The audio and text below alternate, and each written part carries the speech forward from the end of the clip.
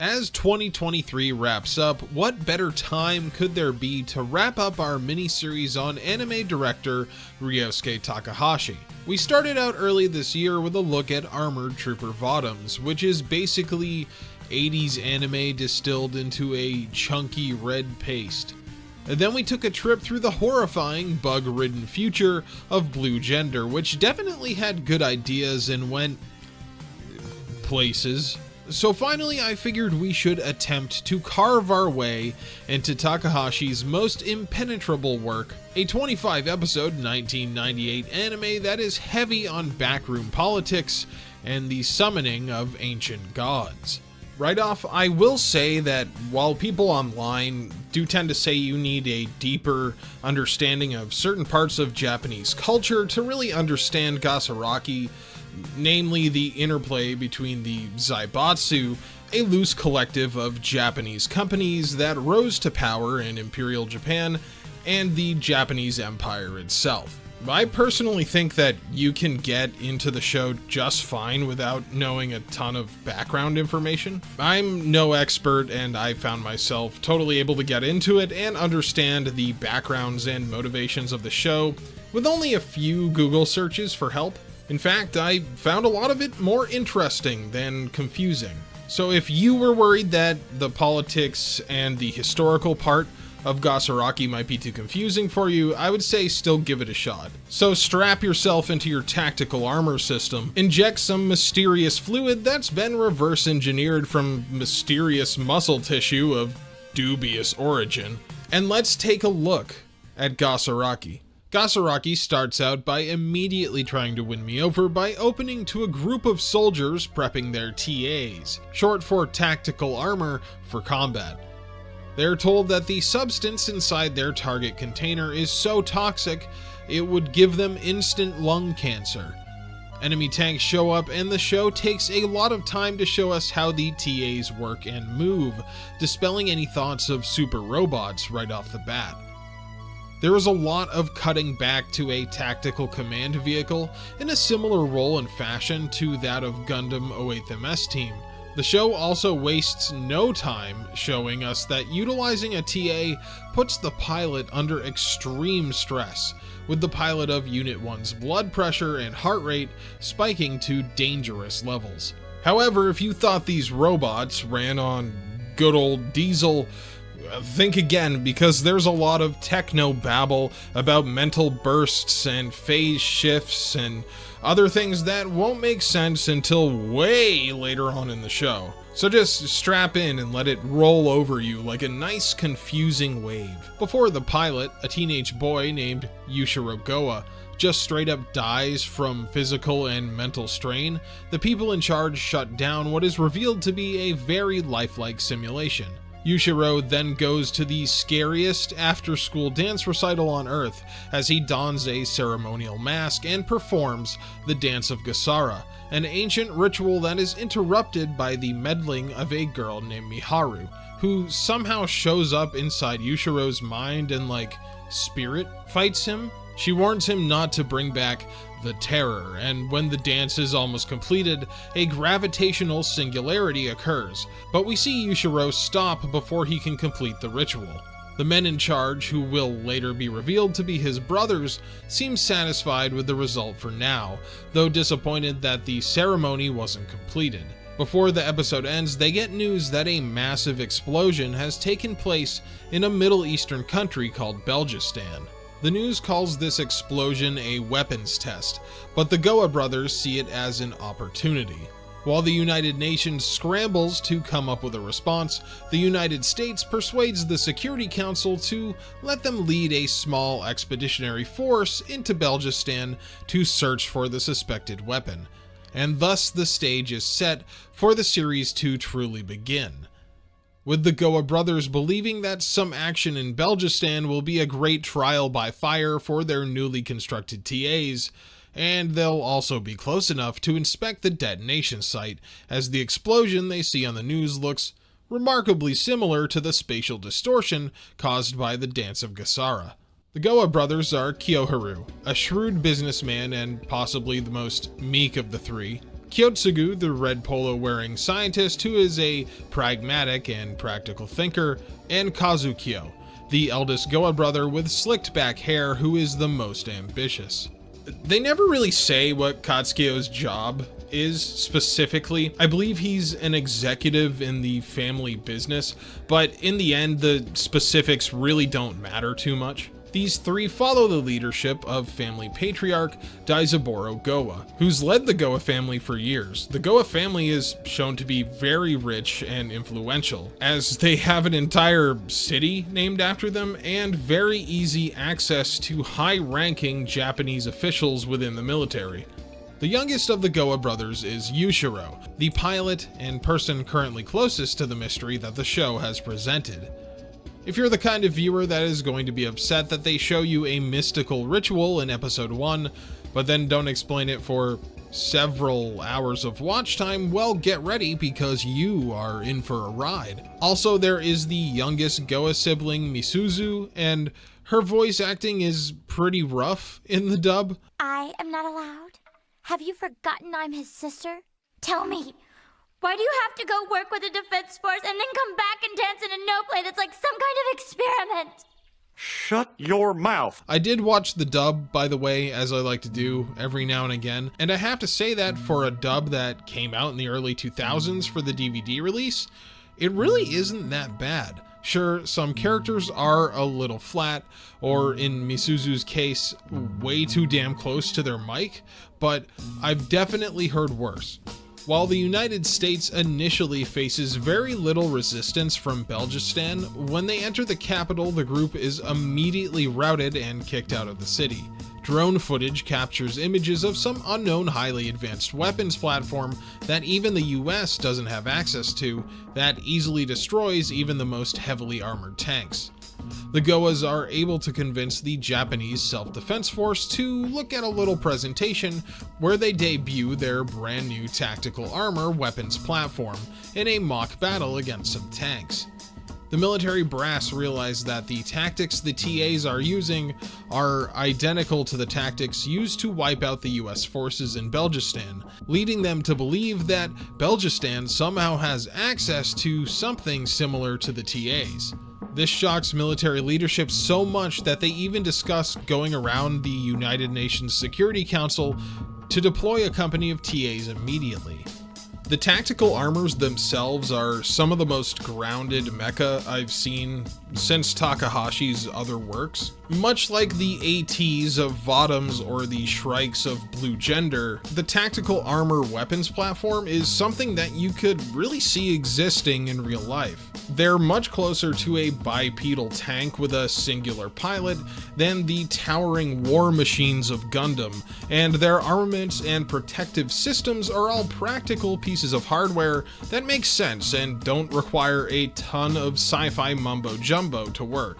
Which makes it all the weirder when the Goa brothers are just talking about how they don't know how the artificial muscles in the ATs work because they were pretty much copied from a sample. The mechs also hook directly into the pilot's nervous systems and move through the system learning by reflex, and they also don't really understand how that works either. Even more impressive than that, when Yushiro's TA unit learns from his combat experience, it extends its knowledge to all the other TA units as well. And again, the scientists at the Goa company, including Kyotsugu himself, don't know why or how this happens. And while this raises a ton of questions about the overall production of the mecha, don't worry because the rest of Gasaraki's world is explained in incredibly granular detail.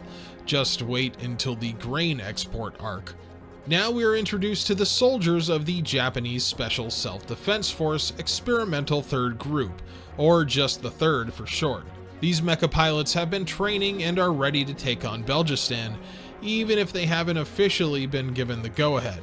Most important among them are their leader, Colonel Hayakawa, and Captain Ataka. They get the most screen time and spend the most amount of time with Yushiro, who's been given the rank of captain and has been attached to the group.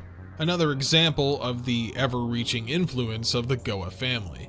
The soldiers all comment that they don't even think Yushiro should be there since he's a civilian, with some of them swearing to get him home safely. However, while they're all at the very least polite, none of them really trust the young Goa and consider him an outsider even if he is the most experienced TA pilot among them. American forces muster on the outskirts of Belgistan's capital, sure that by the morning the city will have fallen to their column of heavy armor.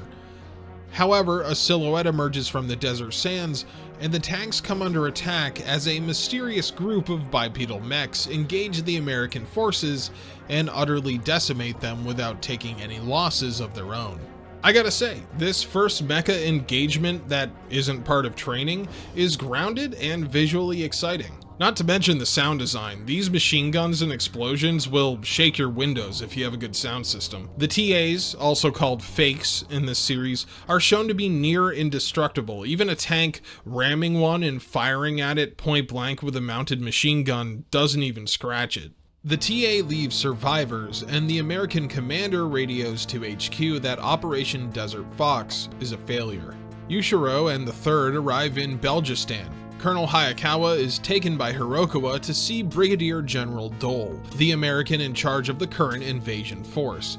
The way that the planning is so in-depth in this act of the show, but is also shown to be so rushed, really hammers home how in the shit the Third and, by extension, the US force at large are. I love that General Dole is this fat bastard who's always smoking and drinking. Main force will begin the new attack on the capital tonight, Colonel. Do you boys know how hard it is to get a fucking pack of backwoods in this goddamn desert? Going around the UN Security Council means that the current military action is legally gray at the very best, and the show does a great job showing the pressure that the soldiers are dealing with. The Third travel to the site of the detonation that sparked this entire conflict, an area known as Shrine Hill. There they engage with an enemy armored platoon and easily destroy them. Things quickly go south as Yushiro begins to, well, I guess resonate with the site at Shrine Hill, as we see that it bears a striking resemblance to the Stage of Stone in episode 1. He is compelled to exit his TA and begin dancing in the center of the depression caused by the explosion, and while at first the soldiers are all confounded, things take a turn for the worse when a hidden sniper takes a shot at Yushiro, hitting him in the helmet. Luckily, Yushiro is okay, but he is completely freaking out and saying that she is there. Suddenly, the Belgistan TAs arrive on the horizon, determined to destroy the Third before they can take any data from Shrine Hill. The enemy mechs attack the group in the crater, and Yushiro can tell that one of the pilots is Miharu. The command truck that observes the vitals of all the pilots and can administer steroids and sedatives sees that Yushiro's TA output numbers are way above normal as he engages with her. A huge sandstorm kicks up that drops visibility so bad that the enemy TA have to pull out. Talk about a lucky break. The sandstorm was actually bad enough that it damaged a bunch of the components in the TAs. The Goas have a shadowy meeting with a man named General Kraus to talk about the enemy mechs. Kraus is another in the long list of characters that are entrenched in the illegal dealings of America's government throughout Gasaraki. And with the amount of characters this show introduces, I don't blame anyone who kind of loses track of all the things going on. Gasaraki definitely seems like a show that would improve with multiple watches, though you'd have to be pretty heavily invested in the series world to commit to a rewatch. Gasaraki isn't long, but it is dense. Anyway, General Kraus believes that the mechs they encountered at Shrine Hill have been provided to Belgistan by a company and not a government, so he asks them to capture one for him. The United States, despite all its military might and billions spent on R&D, have not been able to create a heavy infantry mech of its own, and there are even rumors of several failed attempts. Yushiro and his squad investigate a village where rumors of giants have been circulating, but find that it is a trap and they're ambushed by enemy TAs. Yushiro comes face to face with the Lily, Miharu's personal TA emblazoned with the distinctive flower. After she takes out a few of his allies, he's able to damage her machine, but then they both see a bomber overhead coming in for an airstrike. While politics move slowly, a multinational force is now operating in Belgistan, so the Americans, and by extension the JSSDF, can't just operate with free rein anymore.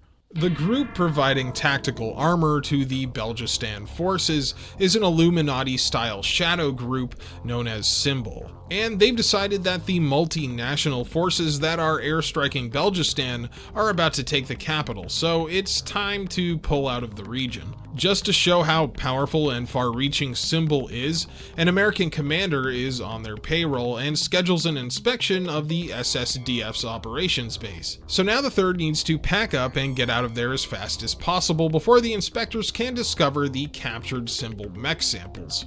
Meth, a high-ranking Symbol officer and our proxy for the shady group for most of the series, explains to the head of the Belgistan junta that they've been involved in the region's politics for a long time. Turning on the locals and performing a coup to cover their tracks was always part of the plan. While the soldiers are all stressing out about leaving the country before US forces can possibly inspect their captured TA unit, Yushiro just sort of up and leaves. He's had Miharu in his head ever since episode 1, and it's only gotten worse since the two came face to face. After seeing her on a TV broadcast checking out an old church, he decides to make the journey there and see her for himself. He finally gets to talk to Miharu without people shooting at them, and she asks him if he saw it as well, alluding to the terror that she warned him not to summon back at the start. Yushiro feels as if he knows Miharu, perhaps from a former life, but before he can ask any more questions, the two are captured by loyalist rebels working for Symbol.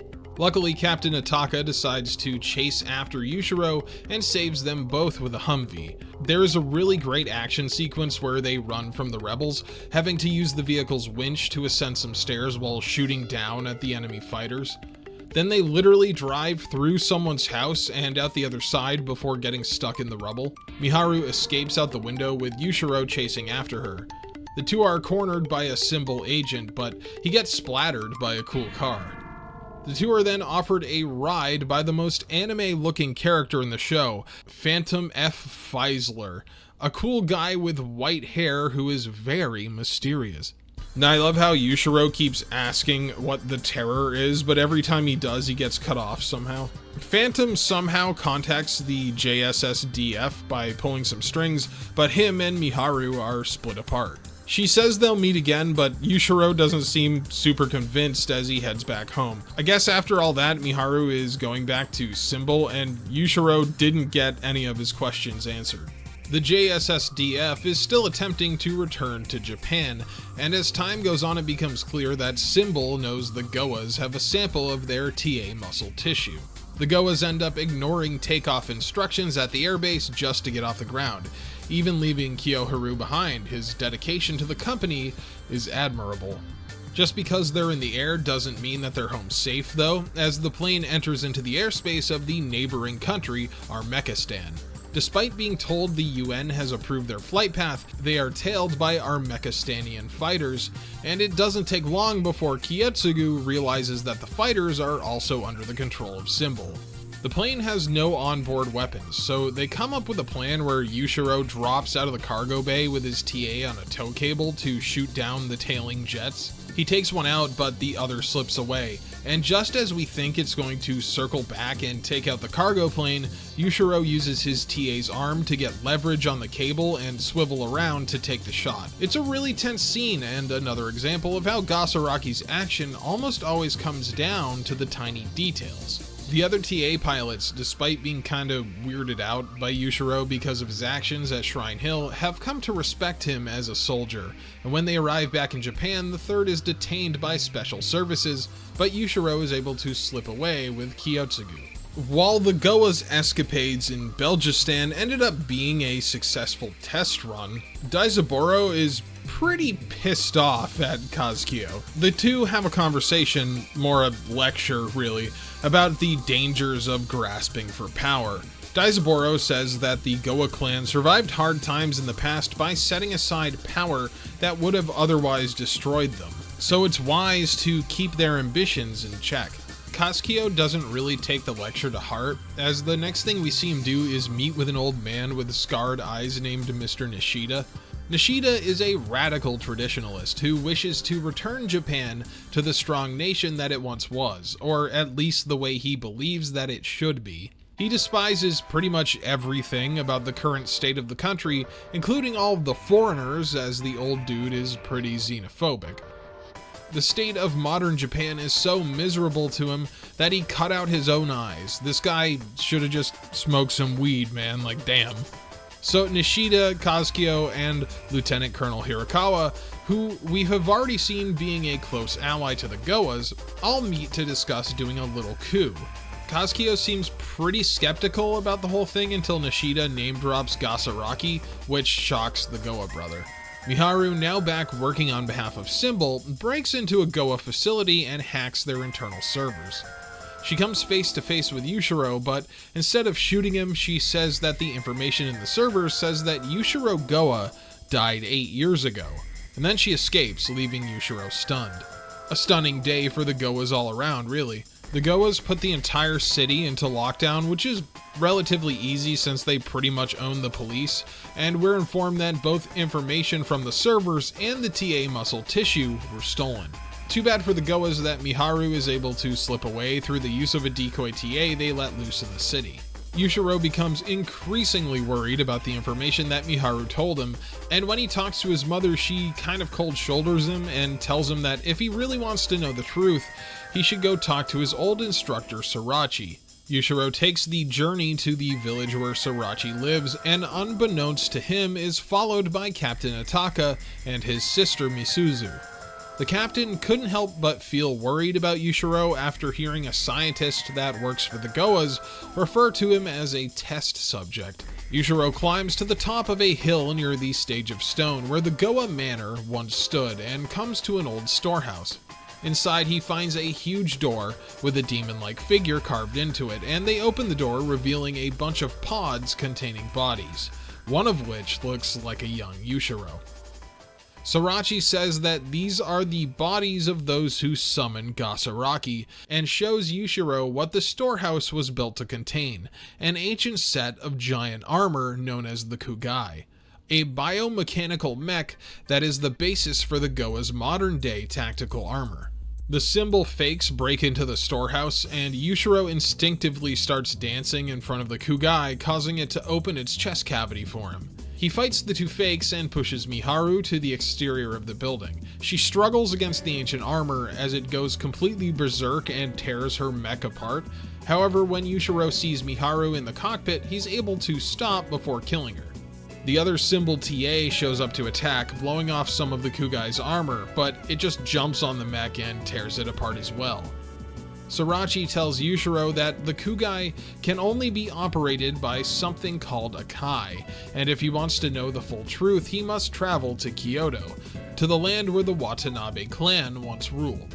Meanwhile, the JSSDF have been testing out some new TA models that have some advanced tech based on the new muscle fibers. Not only are they building new robots, they have also come up with a solution that they inject into the soldiers. This solution is kind of like a steroid, and it's supposed to soup up the pilots so they can keep up with the new model, but unfortunately it seems to make one of the pilots go completely crazy and just veer off course. The new TA model is meant to operate in the field much longer, and when the third hears about this, they immediately worry about the pilot's mental state, as operating a TA for even brief periods takes a heavy toll. The third pilots try to chase down and neutralize the rogue TA, and even the command vehicle remotely releasing liquid nitrogen to freeze it in its tracks is not enough.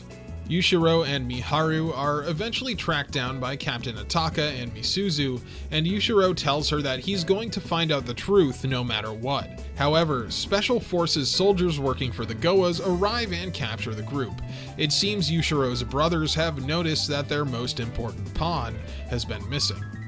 Yushiro is brought back to Goa City, and Kazukiyo tells him that he is proud of him for being able to pilot the Kugai, which is now sitting in the basement and self-repairing. Yushiro is asked by the JSSDF to come and help take care of the rogue TA pilot because the machine has 20 hours of power left and they're worried he could enter civilian population centers. With the plan B being destroying the TA and pilot with mortar fire, Yushiro agrees and tracks down the rogue pilot. He's told that the TA pilot has been biologically enhanced and that the compound was created from the muscle fiber samples they recovered in Belgistan, which is probably not good since they have no idea how those even work in the first place. Better put it in your mouth like a Skyrim alchemist. Yushiro fights the rogue TA, but not to the best of his ability because he doesn't want to kill the pilot. The military fires the mortars, but Yushiro disables the TA at the last second, and then uses his armored core pile bunker thing to dig a crater so they could both survive the explosion. Not really sure how that would actually work out, but whatever. Yushiro saves the day and shows that he is still the best TA pilot around. Daizaburo finally figures out that Yushiro is snooping around about his origin and the meaning of the Kai, and orders the youngest Goa to be brought to him immediately. Miharu is being held in a lab and interrogated by the Goas, though she's pretty cooperative, not that she really has a choice. She keeps having memories of days in the age of the samurai, and it goes hand in hand with memories of Yushiro that she simply should not have. Daizaburo calls a meeting with all the Goas and outs Kazukiyo for working with Colonel Hirakawa and Nishida, and for having too much ambition. Kazukiyo says he wants to return the Goa family back to its former glory as warriors. Daizaburo calls a vote to see who shall be the family patriarch, and the other two brothers both vote for Kazukiyo, believing his grasp for power to be worth the risk. During this tense exchange, Yushiro's heart rate spikes and we see the Kugai in the lab twitching, a sign that they are linked. That night, Yushiro takes Miharu and they both leave the Goa compound. Daizaburo gives them a ride, dropping them off in the woods and telling Yushiro to go and find the truth for himself. Kazukiyo and his co-conspirators meet up and discuss their plans for the military coup. They talk about going back to the old ways of Japan, and Nishida specifically really hates the current materialism that has gripped modern society.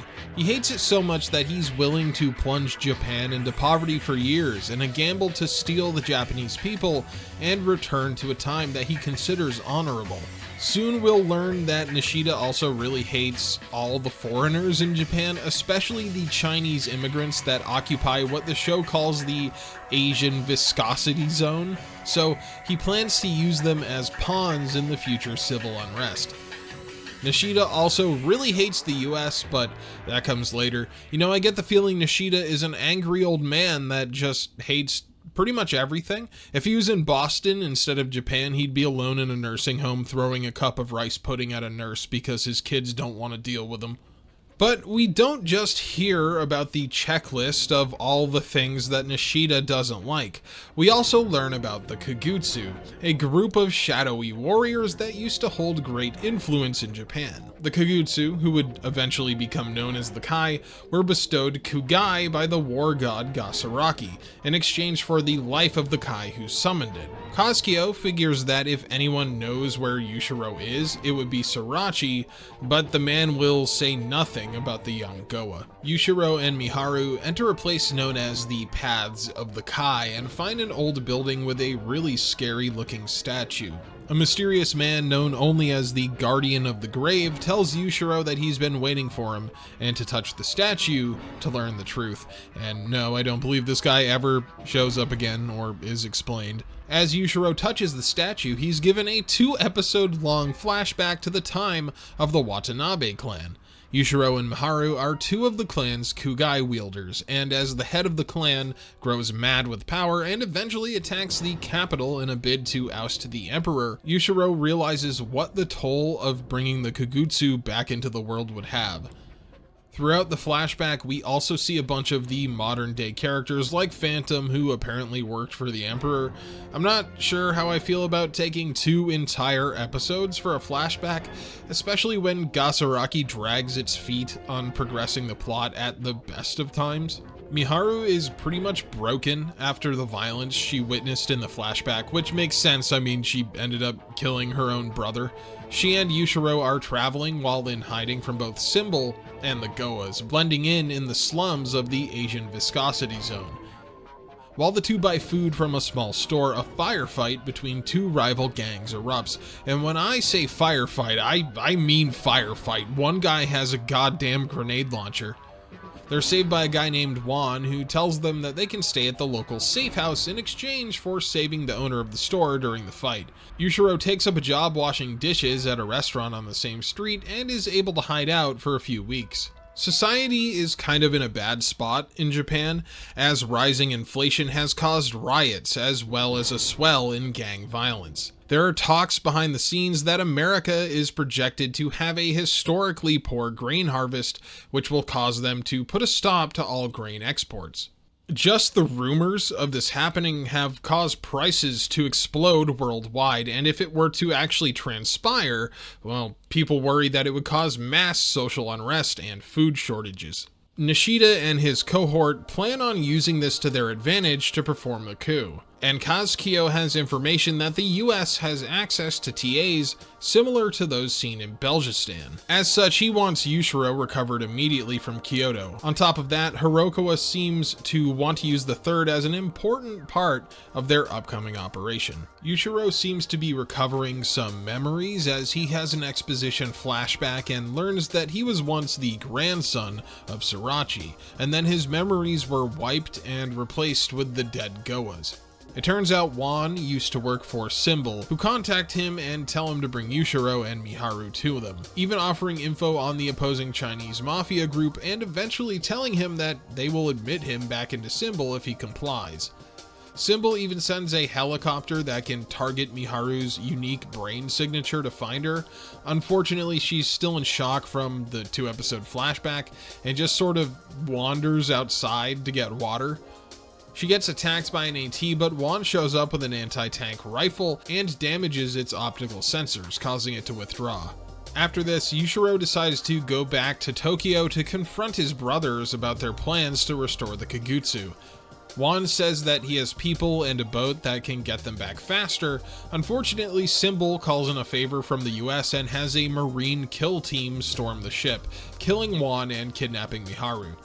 They probably should have killed Yushiro while they had the chance, but eh. Even though Symbol recaptures their premier TA pilot, Miharu seems to have an even larger psychotic break, shutting herself in her own head and not talking to anybody. Meanwhile, Colonel Hayakawa is taken to a meeting with Nishida, a meeting where the old codger tells him his plans to restore Japan's honor and hopes that Hayakawa, and by extension the Third, will be an integral piece of the puzzle. The meeting takes place over 2 days, and at the end of it, Hayakawa decides that the Third will take part in Nishida's plan because their ideals and dreams match.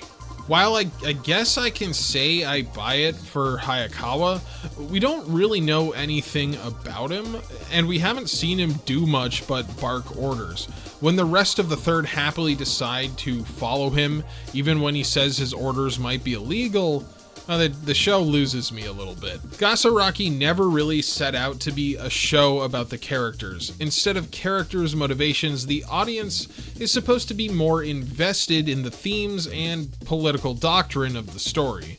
And that's all well and good, but it would have been nice if one character had a problem with helping pull off a coup. Some of them hem and haw over it, but no one really raises any concerns. And while I initially thought that Nishida was being set up as the antagonist of this story, at this point I realize that this story really has no good or bad side. Every character is either not fleshed out enough that you really even know their personal morals, or they're a complete victim of circumstance like Yushiro. Not every story has to have a good and bad guy, but it would have helped keep my attention if there was someone I could at least root for. The Third's first operation while working under the conspirators is pulling riot control in their TAs for the current Prime Minister. The rising bread prices and general unrest cause a huge crowd to surround Japan's National Diet building. When it's time to move the Prime Minister to safety, the crowd starts throwing rocks and trash at the vehicle and eventually a Molotov cocktail, prompting the Third to open fire with plastic-tipped anti-riot rounds. Kitazawa, one of the pilots, accidentally kills a rioter, and shortly after, a sniper takes a shot at the PM's car, and then it gets caught in a grenade explosion and hits a light pole. With the Prime Minister out of the picture from being wounded, the stage is set for Nishida to take over the government from within. Captain Ataka and Kaburagi are both still on base due to repairs and diagnostics being done on their ATs, and they get a call from Yushiro asking for help. Yushiro believes Miharu to be being held at the nearby American Air Force Base. They have one of the other members of the Third, whose name I forgot because she has about 10 lines in the entire show, hack into the JSSDF server and issue false orders to operate inside the base under the guise of looking for the gunman that shot the Prime Minister. They ram the base's gates and look for Miharu, but are unable to find her even after Yushiro shoots down some jets with his TA. He passes out as the helicopter containing Miharu escapes. Nishida now moves on to his endgame, an international showdown between Japan and the United States.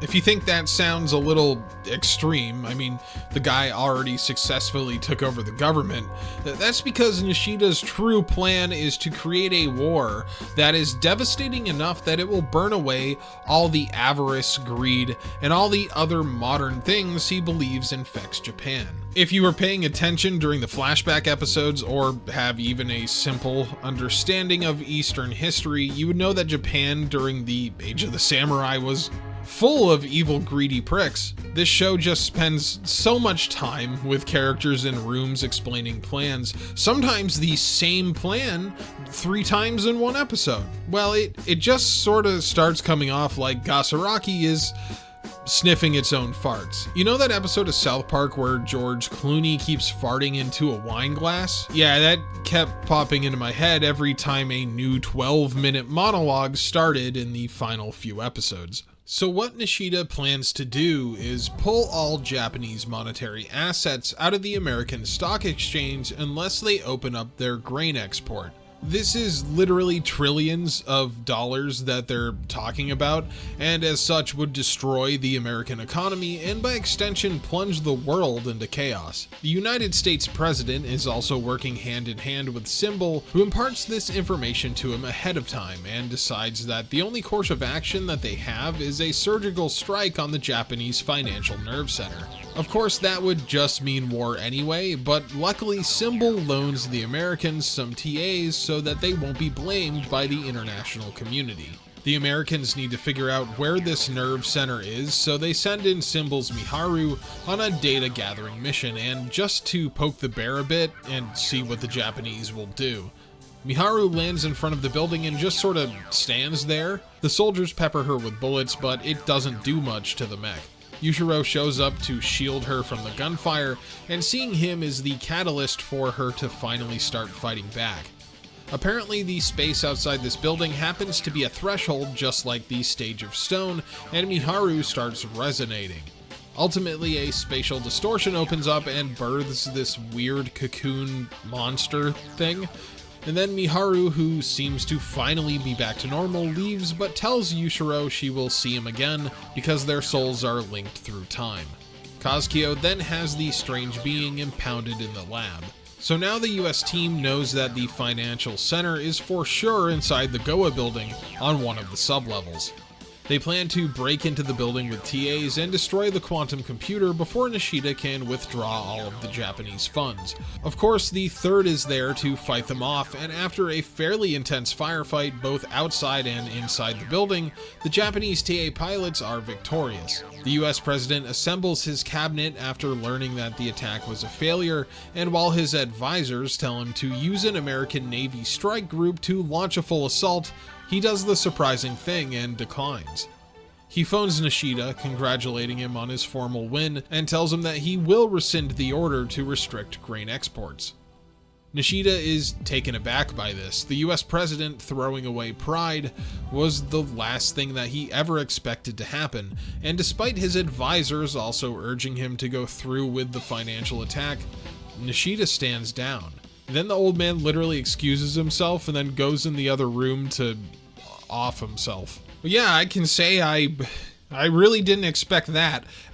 Not exactly sad. What a strange turn of events. While Nishida is gone, taking his own life as a form of closure, Kazukiyo is far from ready to give up on his ambition. Oh, and also, by the way, Phantom is the CEO of Symbol, which I called the first time I saw him, and it really doesn't even matter because he's not even really a character. We never really learn why he saved Yushiro and Miharu or any reasons for anything he or Symbol do. As it turns out, Misuzu is also a Kai, a fact that Kyotsugu and Kiyoharu have kept from Kazukiyo. That is until Kiyoharu shows up with her for an experiment. They have inserted that strange cocoon inside of the Kugai and tell Misuzu that the Kugai will take her to see Yushiro because his memory still lives on inside it. She begins to go into a trance and Miharu and Yushiro show up to stop the ritual. Kazukiyo is completely drunk with power, no longer just wanting to return the Goa clan to its place of power, but to rule over the entire world, even if it's a world of ashes. Daizaburo shows up too and tells Kazukiyo he won't let him do this, so the eldest Goa brother just shoots and kills him, proving once and for all that he will throw away everything just for power. Light shoots from the Kugai, transporting all of them to this strange realm where they see the true form of the Gasaraki. This is gonna sound kinda stupid, but bear with me. Okay, so the being that bestows the Kugai and powers of the Gasaraki upon humans is an ancient hive mind of souls, beings who searched for immortality and toyed with the meaning of life itself. The being says that it's been around for 3 million years, but also since the beginning of time, so make up your mind. The Kai are humans that have had their DNA specifically modified by this being to inherit their will. Yushiro, Miharu, and Misuzu all realize that ultimate power means nothing if you're a disembodied soul trapped in a swirling void for eternity, so they rebuke the ideals and decide to live with their own free will. Kazukiyo demands to be given the ultimate power he deserves and then dissolves into particles of light, joining with the souls in eternity. Also, Phantom just decides to join them as he says his soul is tired of wandering the earth since he was once a Kai. The singularity dissipates and the trio reappear as the sun rises and credits roll. Nishida is dead, Kazukiyo is assimilated, and Gasaraki comes to an end. Gasaraki is definitely an unique experience for anime, at least as far as I've seen. The story follows quite a strange structure, hoping to lead its audience through the proliferation of different political and religious discussions instead of character motivation. Whether that works or not is up to the viewer. For me, it's kind of 50-50. I greatly enjoy the minute details of how Gasaraki's machinery and tech works, and I think the marriage of mecha and mysticism will always be attractive. But Gasaraki is about as dry as the grain that America didn't want to export. And while the world building of Gasaraki is pretty cool, it doesn't really go anywhere. Like, if you were interested in Symbol and what their goal was and why they were also trying to summon Gasaraki, well, you'll never get those answers. Not only are you not going to get them, this show was never designed to provide the answers to you, because at the end of the day, that is not what was important to the creative team. And yeah, people are going to draw similarities between the ending of this and Evangelion, but that goes for pretty much every mecha show released in the late 90s and 2000s. Anyway, that was Gasaraki, and hopefully next time we can move on to something a little less dense.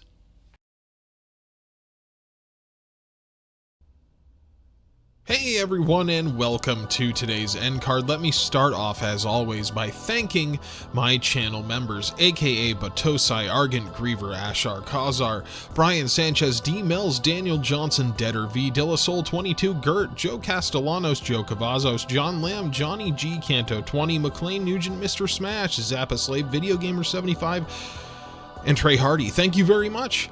It's always super appreciated that you guys stick around and enjoy the videos enough to throw me a couple bucks every month. That's super cool.